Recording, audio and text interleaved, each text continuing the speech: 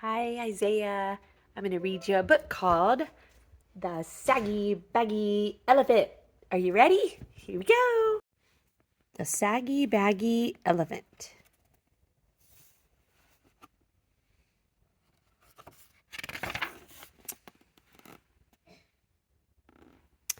A happy little elephant was dancing through the jungle.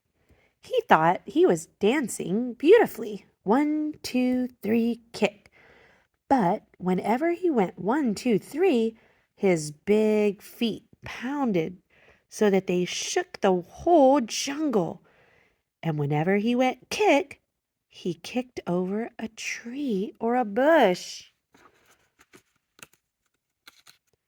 The little elephant danced along, leaving wreckage behind him, until one day he met a parrot.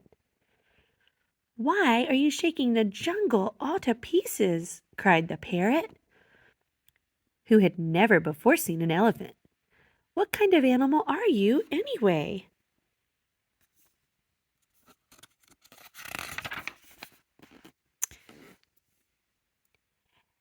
The little elephant said, "I don't know what kind of animal I am. I live all alone in the jungle. I dance and I kick and I call myself Sookie.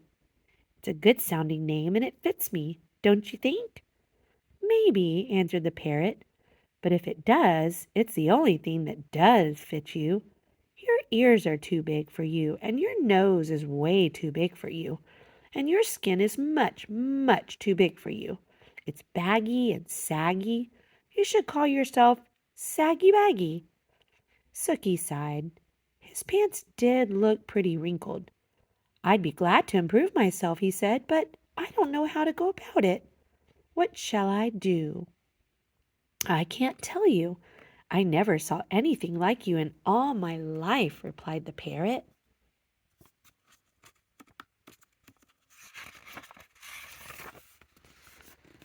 The little elephant tried to smooth out his skin. He rubbed it with his trunk. That did no good. He pulled up his pant legs, but they fell right back into dozens of wrinkles. It was very disappointing, and the parrot's saucy laugh didn't help a bit. Just then a tiger came walking along. He was a beautiful, sleek tiger. His skin fit him like a glove.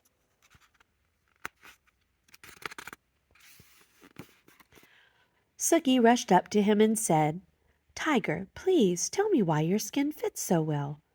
The parrot says mine is all saggy, all baggy and saggy, and I do want to make it fit me like yours fits you."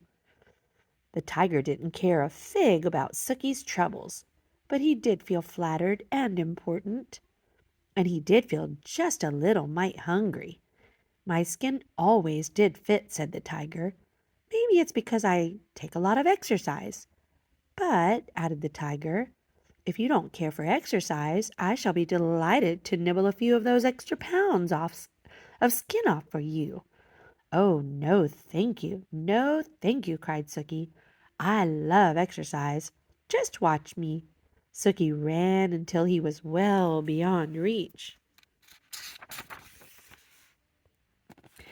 Then he did somersaults and rolled on his back. He walked on his hind legs and he walked on his front legs.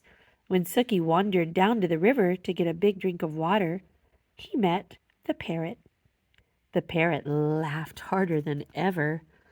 "I tried exercising," sighed the little elephant. "Now I don't know what to do."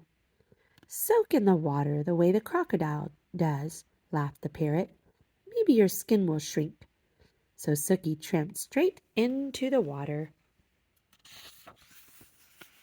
Ooh, that alligator.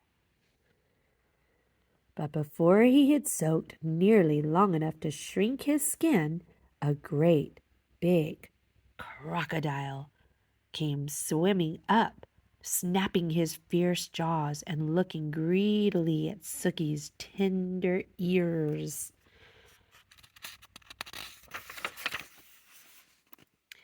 The little elephant clambered up the bank and ran away, feeling very discouraged.